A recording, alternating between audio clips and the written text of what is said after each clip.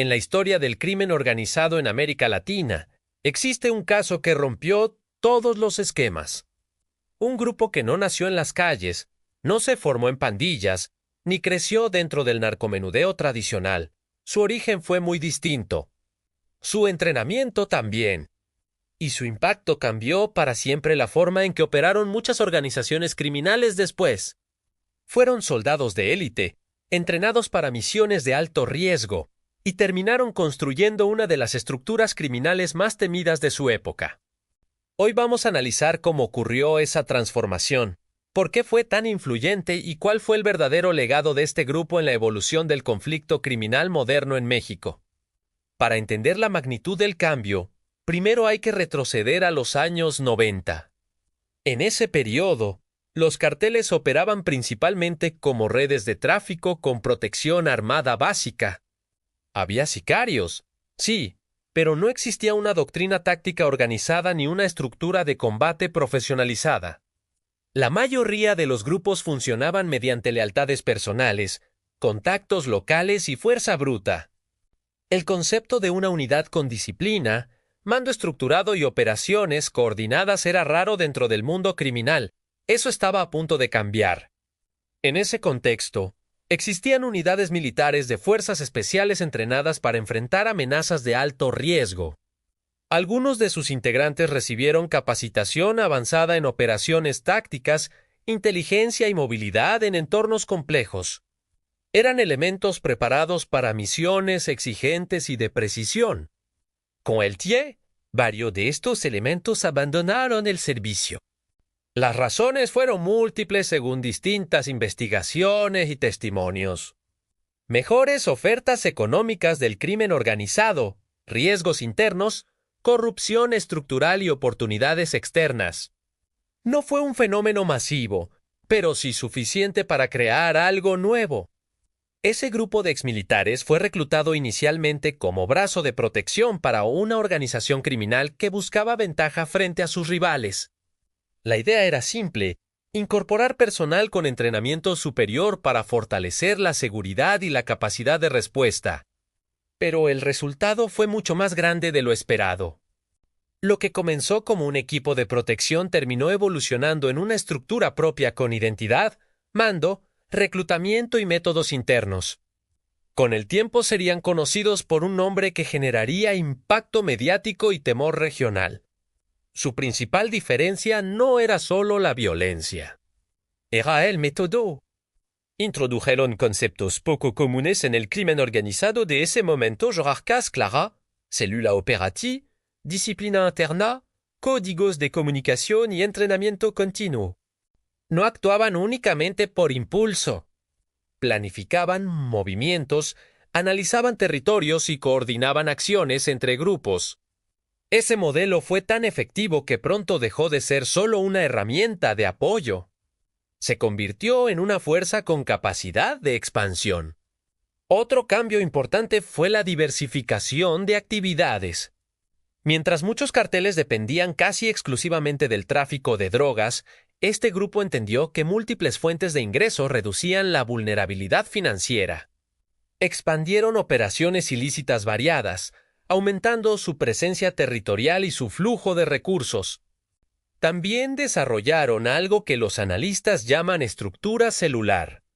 En lugar de depender de un solo núcleo central, operaban mediante grupos distribuidos que podían actuar de forma semi-independiente. Eso dificultaba su desarticulación completa.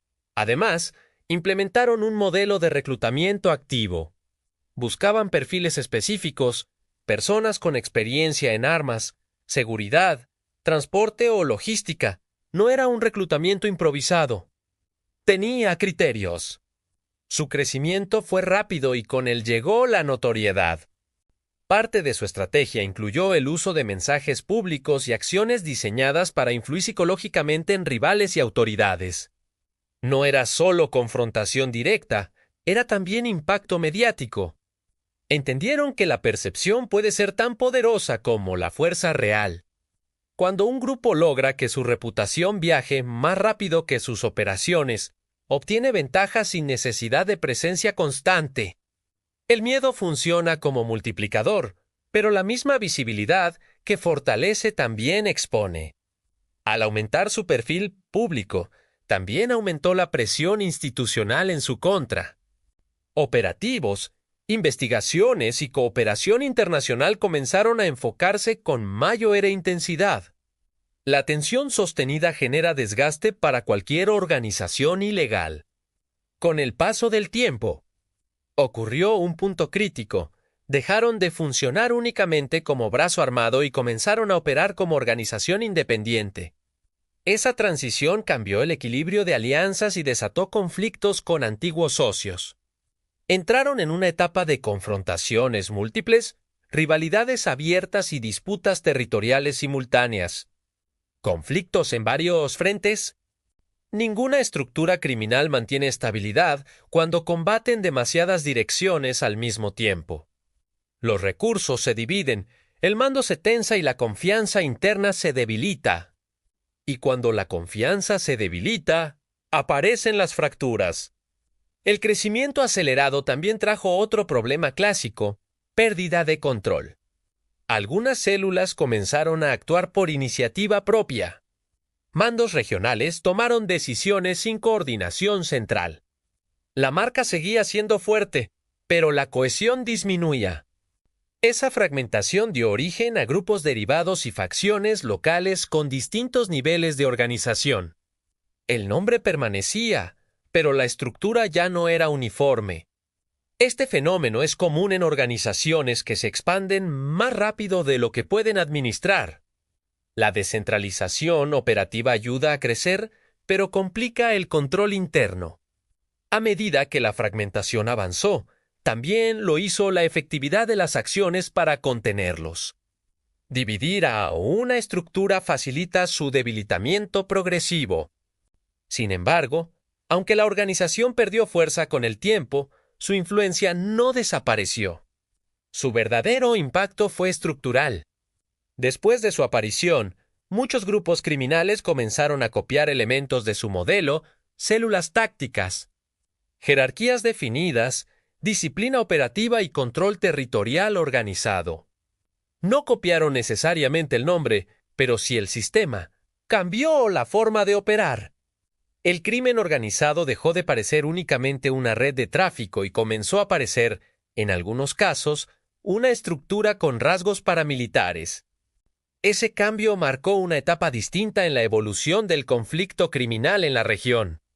Los analistas de seguridad coinciden en que este fue uno de los puntos de inflexión más importantes en la historia reciente del combate entre Estado y crimen organizado. No por el tamaño del grupo, sino por la innovación operativa que introdujo. También dejó lecciones importantes sobre riesgos institucionales. La deserción de personal altamente entrenado hacia estructuras ilegales mostró la necesidad de controles, seguimiento y mejores condiciones dentro de fuerzas oficiales. El conocimiento táctico es neutral por naturaleza. Su impacto depende de quién lo use. Otro aspecto relevante fue el uso de identidad de marca criminal. El nombre del grupo se convirtió en símbolo de reputación operativa. En algunos territorios, la sola mención generaba un efecto disuasivo. Ese tipo de posicionamiento psicológico no era común antes en ese nivel. Pero ninguna organización basada en expansión violenta y limitada mantiene estabilidad a largo plazo. La presión externa y la fragmentación interna terminan pasando factura. Con el paso de los años, la estructura original dejó de existir como bloque unificado. Lo que quedó fueron remanentes, derivados y grupos independientes que heredaron partes del modelo. Cuando los historiadores de seguridad analizan este caso, no lo ven solo como un cartel más, lo ven como un experimento de transformación estructural dentro del crimen organizado, un cambio de paradigma operativo. La historia también muestra que la profesionalización no siempre conduce a estabilidad cuando se aplica fuera de marcos legales. Sin controles éticos e institucionales, la eficiencia puede volverse destructiva. Este caso sigue estudiándose en academias, centros de análisis y programas de seguridad porque ilustra cómo la combinación de entrenamiento, Organización y oportunidad puede alterar un ecosistema completo. No se trata solo de violencia, se trata de estructura, se trata de método, se trata de evolución operativa y, sobre todo, se trata de consecuencias. Cada transformación en el mundo criminal genera una respuesta del Estado. Nuevas tácticas producen nuevas estrategias de contención. Es un ciclo constante de adaptación. Comprender estos procesos no glorifica a los grupos. Permite entender cómo cambian los riesgos y cómo se transforman los escenarios de seguridad. Porque ignorar la evolución del problema nunca ha sido una solución. La historia de este grupo es, en el fondo, una advertencia sobre lo que ocurre cuando conocimiento especializado sale del marco institucional y entra en mercados ilegales de alto poder económico. El entrenamiento no define el resultado. La dirección sí, y ese es quizás el aprendizaje más importante de toda esta historia. Si te interesan los análisis documentales sobre historia militar, estructuras criminales y transformaciones tácticas que cambiaron el mapa del poder ilegal, este canal es para ti. Suscríbete y activa las notificaciones, porque el próximo análisis profundiza en otra organización que modificó las reglas del juego, pero de una forma completamente distinta.